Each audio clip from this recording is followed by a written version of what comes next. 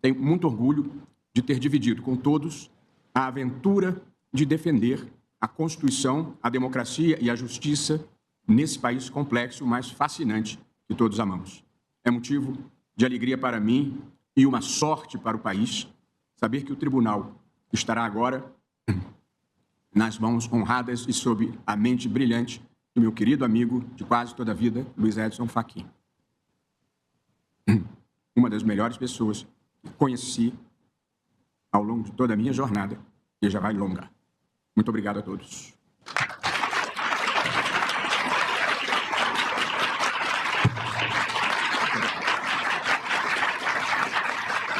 Muito obrigado. Muito obrigado.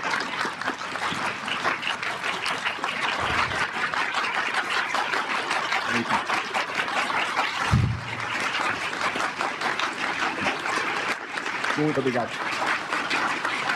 Muito grato de coração. Passo a palavra ao nosso decano, ministro Gilmar Mendes. Há 2 anos, após termos atravessado um período turbulento e sombrio, cuja culminância foi o infame episódio do 8 de janeiro, afirmava eu, ministro Barroso, que a posse de Vossa Excelência como presidente desta Corte tornava palpável a certeza de que o Supremo havia sobrevivido. Vossa Excelência, no mesmo sentido, em seu discurso de posse, disse que a democracia tinha vencido. Mal sabíamos que depois da tempestade viria a enxurrada. Hoje, após uma nova rodada de ataques, de violência e ousadia inéditas que irrompeu sobre esta Corte durante sua presidência, posso asseverar novamente, com renovada convicção, o Supremo Tribunal Federal sobreviveu. É, portanto, com um sentimento de reconhecimento que toma a palavra nesta sessão, que marca o encerramento do ciclo em que Vossa Excelência esteve à frente da mais alta corte do país. Coube a Vossa Excelência conduzir o tribunal em meio a uma ofensiva sem precedentes, com o escopo de desacreditar a justiça brasileira, de vegar este Supremo aos interesses de um grupelho político e de submeter a soberania nacional às conveniências ideológicas de outras nações. Situação insólita, que exigiu coragem, equilíbrio e serenidade. A presidência de Vossa Excelência entra para a história como a primeira vez em que um chefe de Estado, ao lado de militares de alta patente, é condenado por golpe ou tentativa de golpe de Estado no Brasil. E esse é um fato que merece registro. Trata-se de um evento raríssimo, também em termos mundiais. Dado o abalo, um julgamento de tal porte provoca nas instituições, como bem o sabemos. O Supremo, é sempre bom frisar, conduziu o processo que levou à condenação dos réus do núcleo crucial da intentona golpista com tranquilidade e de maneira absolutamente, é bom que se frise, regular, com respeito ao devido processo legal, ao contraditório e à ampla defesa. O mesmo ocorreu e vem ocorrendo em relação a todos os demais réus. E aqui, os meus encômios ao papel singular, diria eu, sem exagero, acho, quase ou verdadeiramente heróico, desempenhado pelo ministro Alexandre de Moraes. Obrigado, ministro Gilmar.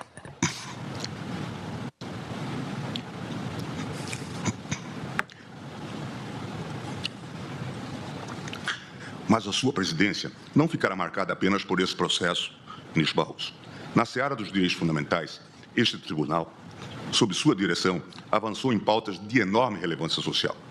A proteção ao meio ambiente, a defesa da igualdade de gênero, a proteção das minorias, sempre sob a égide da dignidade da pessoa humana, foram itens recorrentes na pauta de julgamentos. Senhor presidente, nesta sessão que marca o desfecho de mais um ciclo neste tribunal, me vem à memória de todas as 14 presidências que presenciei, incluindo a minha, claro, nos meus 23 anos de casa. Cada gestão trouxe suas características próprias, seu estilo singular, suas marcas indeléveis. Mas em todas elas restou resguardada a Constituição e preservada a grandeza desta Corte, que se afirma, assim eu aprendi, pela cordialidade, pela unidade na pluralidade, para utilizar o léxico hegeliano, e não por estrelismos e voos solo, que nem sempre, como sabemos, acabam bem. Em 1914, em seu discurso sobre o Supremo Tribunal Federal na Constituição brasileira, portanto se referindo à Constituição de 1891, afirmava com a loquaz exatidão de sempre o inefável Rui. Erguida entre potestades tamanhas como barreira insuperável às demasias de parte a parte, a Suprema Justiça Federal não poderia escapar sempre ao embate das irritações políticas, contrariadas, ora de um lado, ora de outro, pelo arbitramento dessa magistratura. De vez em quando, uma lufada mais violenta se levanta contra ela, por vezes do clamor político, ora dos governos, ora das maiorias, ora das classes contrariadas, e sopra de redor com a rigidez dos vendavais. Mas a grande instituição, a mais liberal e, ao mesmo tempo, a mais conservadora do regime, vai atravessando com serenidade essas inclemências passageiras. 100 anos depois, o Supremo prossegue sereno, atravessando todas as inclemências, ainda que nem tão passageiras. E assim permanecerá, espero, pelos próximos 100. Cabe observar, presidente Barroso, que as instituições, em especial as Cortes Constitucionais, muitas vezes demonstram sua altivez e deveriam ser lembradas não somente pelo que elas logram fazer, pelos seus feitos, ministra Carmen, mas pelos que elas logram evitar que se façam, mas pelos desatinos que elas logram evitar que se concretizem. E como nós sabemos, e hoje a história registra, esta Corte logrou evitar uma grande debacle. Para encerrar, senhor presidente, é sabido que tempos difíceis formam homens fortes, mas eles também forjam relações fortes.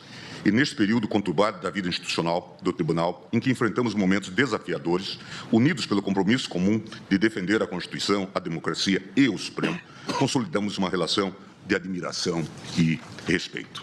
Receba, pois, ministro Barroso, o meu reconhecimento, o reconhecimento dos seus pares, da comunidade jurídica e da sociedade brasileira, pelo seu trabalho devotado, pelo seu legado enorme que deixa para o país e pela forma corajosa, altiva e inabalável com que conduziu o tribunal durante o maior assalto que ele sofreu na sua história recente. Seu estilo elegante, sua palavra assertiva e sua condição tranquila, mesmo em meio às tormentas, serão sempre lembrados. As futuras gerações saberão olhar, espero, para este período e reconhecer que este tribunal e a democracia brasileira foram duramente provados. E, repito, também, em grande medida, graças à sua liderança, eles resistiram. Muito obrigado.